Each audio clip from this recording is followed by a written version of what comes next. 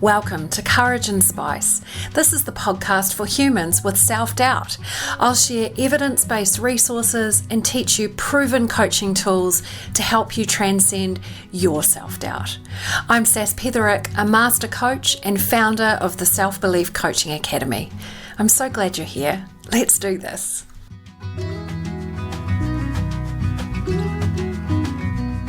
Hey, before we get started today, if you're a coach and you're tuning in, I'm curious to know how you feel about trauma.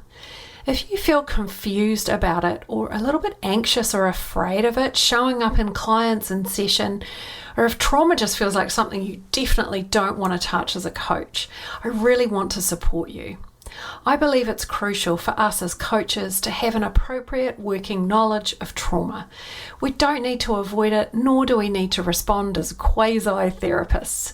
We just need to know how to recognize trauma, how to take care of ourselves as well as the client, and how to respond from within the container of the coaching relationship. If you're a coach who works in a deep way with your clients and you don't have an understanding of trauma work, this free masterclass is an opportunity to learn an accessible approach to trauma-informed coaching that you can practice to better support your clients. Ultimately, that's why we're all here, right? You know, the root causes of self-doubt are often connected to early experiences. So it didn't take me long to realize that for me to support my clients in a deep way, I would need to get comfortable with trauma. And at first, I felt completely out of my depth. But almost a decade later, I now know what tremendous transformation is possible when we stop avoiding anything to do with trauma and just show up for our clients with the clearest, deepest presence possible. Being trauma-informed massively assists your self-belief as a coach. If you've ever worked with a client you found difficult, if your self-doubt is being activated in sessions, or if you feel unable to help some clients, this masterclass is likely to hold a piece of the jigsaw puzzle for you. I'll share a model for how you can make sense of the psychology of trauma, how to know what the boundaries are so you can hold your clients safely. You're going to walk away knowing how to coach sensitively, without entanglement, within boundaries, and without working directly with the traumatized self of the client. You know, most coach training never even addresses trauma, but multiple studies suggest that as many as 70% of adults experience at least one traumatic event in their lifetime. This means that you're likely to be already working with clients who have trauma in their biography. This masterclass is just a taste of the work we do in the Self-Belief Coaching Academy, but whether you decide to train as a self-belief coach or not, this is value-packed, necessary work. I can't wait to share this with you. All the details are in the show notes, but we'll be meeting at 10:30 a.m. British time on Thursday the 25th of March, and if you can't make it live, there'll be a time-limited replay available until Monday the 29th of March. All the details are in the show notes, and I hope to see you there. Hey beautiful humans. So a couple of weeks ago, my coach, Ali Swift, interviewed me on her podcast about the last year in my coaching business. It has been the biggest year in almost a decade of this work. We've had about 300% growth, and honestly, I feel like I'm just getting started. I have this huge online infrastructure project that we're about to commence because we want to bring all of our training in-house and make all of our programs and courses available through this really beautiful, seamless experience. I'm recruiting staff. I have new tax obligations that make me want to hurl. There is a lot going on behind the scenes right now. And it is amazing, it's terrifying, it's beautiful and horrible, it's all the things, all the feelings, every day. And I wanted to share with you exactly what has changed for me and the 3 areas of my self-belief that I've really been intentionally working with over the last year. And so my hope is that this episode is helpful for you if you also know that you have untapped potential within you.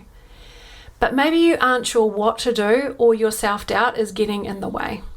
So, just to set the scene, It's a year ago, March 2020. We're going into lockdown. I'm told that my heart condition makes me at increased risk of COVID, but no one really knows what that means. And people are starting to talk about a once in 100-year recession, which is what every business owner wants to hear. There is Trump and Brexit and Black Lives Matter, and the age of Aquarius is dawning, and there's so much uncertainty. Nobody really knows what the hell is going on. All of our leadership structures are just being revealed for what they really are, which is that we have a bunch of grown-ups, apparently, that are making this up as we go along. So externally, the world feels very uncertain, and in our house, there is both deep relief that we've completed our house renovation project a few weeks before lockdown, and I'm feeling a ton of anxiety at effectively being shut in and wholly dependent on Ash. And I remember one morning, our neighbours, the ones that kind of hate us because we made so much noise renovating our house, they knocked on the front door to say there was raw sewage flowing out of our drain and onto the street. Literally shit everywhere. It's builder's silt in the pipes, very, very common. But it felt like a massive metaphor for the state of our relationship. So the compression of just being trapped together was bringing up all of our stuff. We just weren't able to communicate with each other, and there was nowhere to go. And on top of that, my friend Lottie and I, Lottie's a therapist, and we had begun working on a collaborative program that helps you make sense of the connections between self-doubt and childhood. And this was bringing up lots of flashbacks and memories, and I was having some bad dreams, and it was just a very weird time. And at the time, I started working with a therapist and quickly found that a lot of the wobbles that were in our marriage were rooted in a lot of unhealed stuff. So I'd grown up in a family that was grieving, and this was the 1970s, so there wasn't a lot of healthy strategies for being with that grief. And all of that meant that I had to be very, very self-reliant from a really young age. So being in lockdown, being completely dependent on Ash felt deeply unsafe. So all of this is happening before the Easter Bunny even arrives, right? 2020, the most fun. So over the next 6 months, I start this process of healing, which is horrible and amazing. A lot of the pieces of the jigsaw kind of came together for me. And I guess because of all the work I've done over the last decade, I was really just able to be with all of it. I was super sad about not being able to connect with Ash, and I trusted that both of us would be okay, even if we didn't stay together, whatever the outcome was going to end up being. I didn't need either of us to be right. I just wanted us to be kind. And we had so many difficult conversations. There wasn't a clear answer here. And in the end, Ash went home to New Zealand for just over a month to give us both some distance, some time to feel our way through. But what I really realized in those months is that if it was just up to me, if I was completely reliant on myself again as an almost 50-year-old with some champagne tastes and a desire for quite a long elderhood, then I would be showing up to my work in a completely different way. And, things were pretty good in my business, but in my moments of stillness, when I was able to get really close to the truth of things, I definitely recognized that there was this untapped potential in me. There was something wanting to be born from me. So I sent Ellie, who doesn't work with people one-to-one, and I knew this, I sent her a cheeky email to say, yeah, but do you want a client though? Because I knew I needed someone I trusted. I needed quite tailored and personal coaching. I don't really do group programs, particularly for this kind of thing. And this began our work together. And our partnership has been instrumental in this growth. but I still had to do the work, right? So I wanted to talk today about the 3 key aspects to this work, the 3 things that help me to really tap into that untapped potential and to begin to experiment with what growth could look like in a year that was both the worst personally and ended up being the most lucrative and the most satisfying and fulfilling professionally. So the first aspect of that, telling myself radical truth. So I knew that I would be showing up differently if it was just me, that if I was just taking care of myself and I was reliant on myself. Even though my practice was pretty solid, what looked great from the outside makes no difference when it doesn't line up with your insides, right? And so I started to get very clear about what I wanted and what I didn't want. And I sort of stopped bullshitting myself about how I was feeling based on how I thought I should feel. So an example of this, I have a waiting list of over 300 people for one-to-one work with me. And I had spent a long time getting very attached to that list of people. I told myself that it was my security blanket, that it meant all kinds of good and positive things. But when I sat with it and really let myself feel my way through it, that list of 300 people just felt super heavy in my belly. I felt constricted, I felt weighed down, and I know that feeling, that sensation is my body's no. That's what no feels like in my body. And I just ignored that for years, even though the truth for me was something that felt like a no. And it took me quite a while to realize that I just didn't have the energy or the excitement for working with those lovely humans as I once did. Not as a kind of 80% of my workload as it had always been. And I had lots of judgment about that. I'm pretty good at judging other people, especially people who say they are coaches but never work one-to-one, because I know the research tells us that not a lot of what we call coaching goes on in a group setting. That coaching dynamic is radically changed by being observed. So I had a lot of judgments about that, a lot of justifications. But the truth for me was that I didn't want to do this work. I didn't want to do one-to-one work. After 10 years, I wanted something different. And just being able to tell myself the truth allowed me to share this with Ali. And I was saying to her, I always thought I would end up teaching, and I had thought that this would be in a kind of academic setting, but it looks like no one's leaving the house anymore. So what else could this look like? And that one single truth unlocked this opportunity. Ali helped me to see that I had this huge untapped potential in my business of creating a program to teach other practitioners my approach to self-doubt. So telling myself those radical truths was huge. And I totally recommend you doing this too. Just go through every single action that needs to happen for your business to run.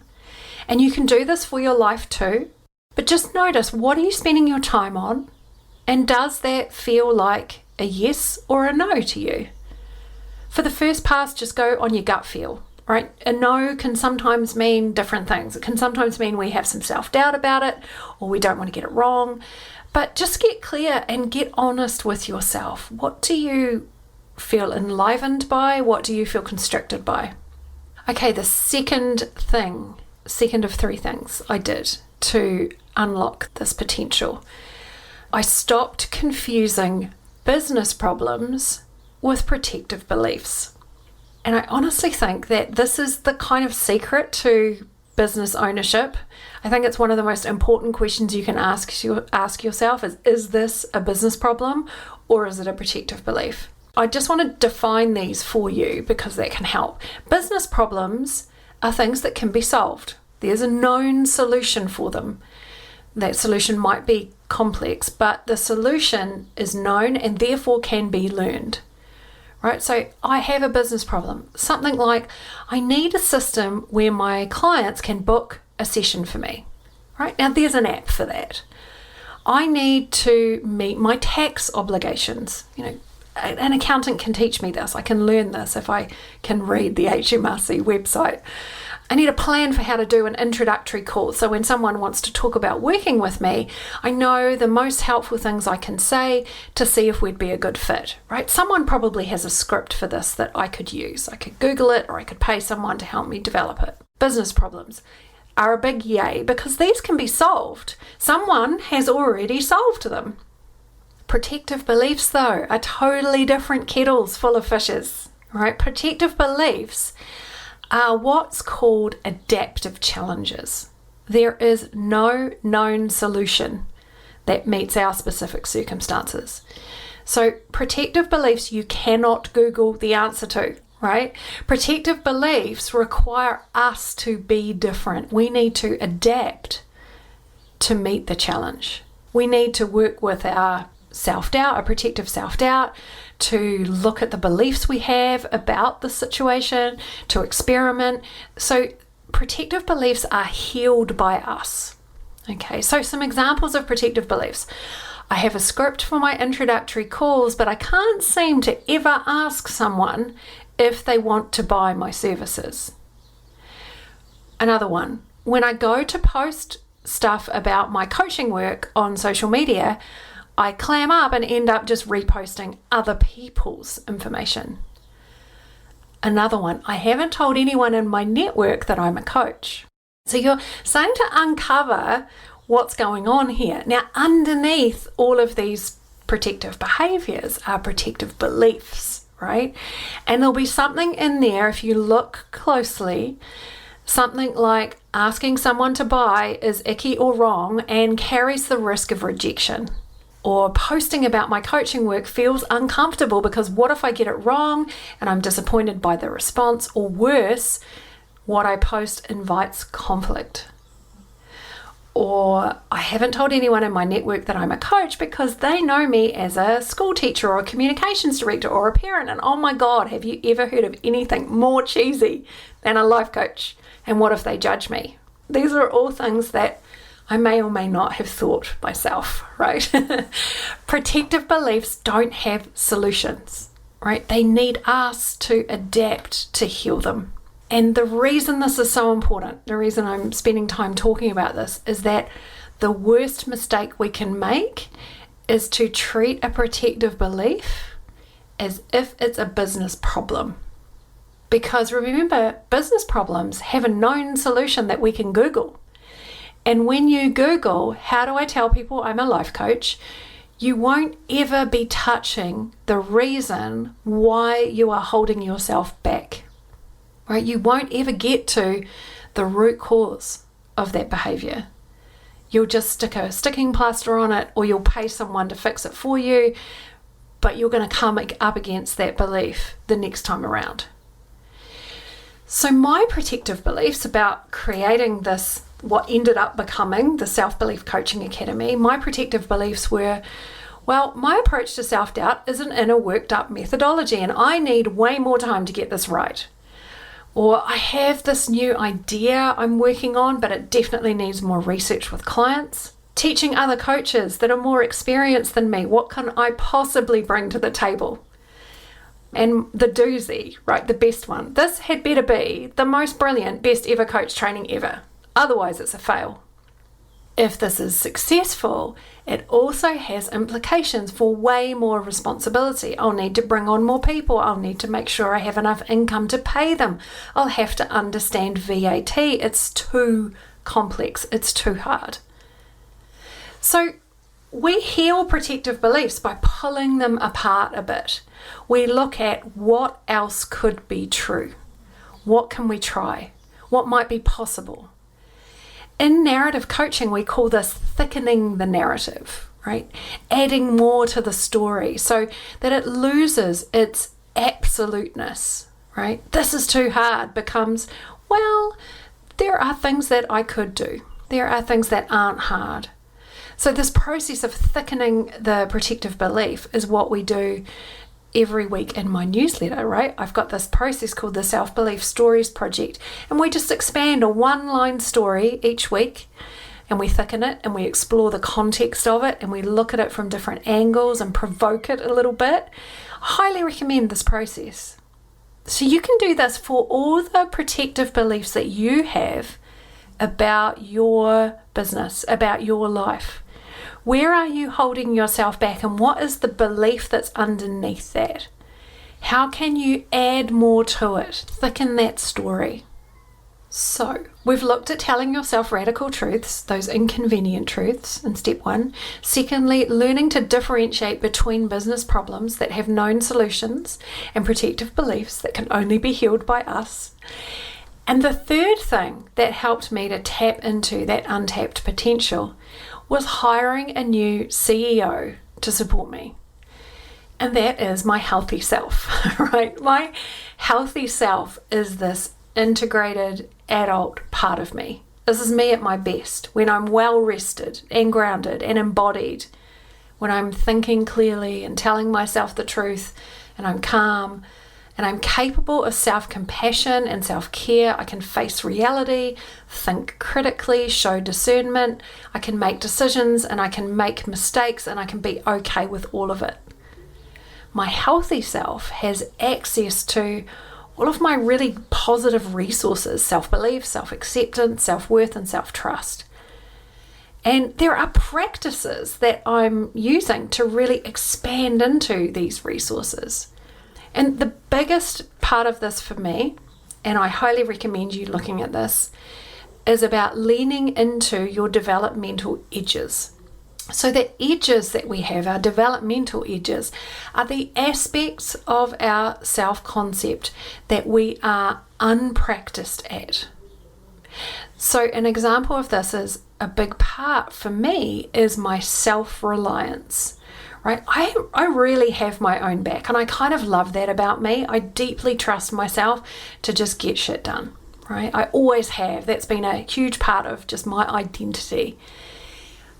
But there is also a shadowy part to this, a developmental edge. For me, it's about asking for help.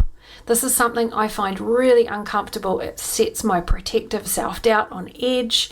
What if they get it wrong? What if I'm not clear? What if I end up having to do it myself anyway? What if I end up being the asshole boss? All of that comes out, right? And it's quite connected to my scapegoat protector, right? That's the style of protection I tend to go to, which is all about feeling overwhelmed and everything is too hard.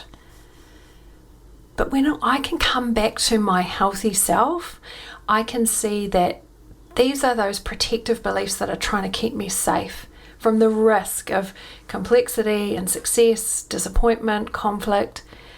When my healthy self is in charge, I can hold myself with compassion. Think about, what do I need to hear right now? What can I do to support myself right now?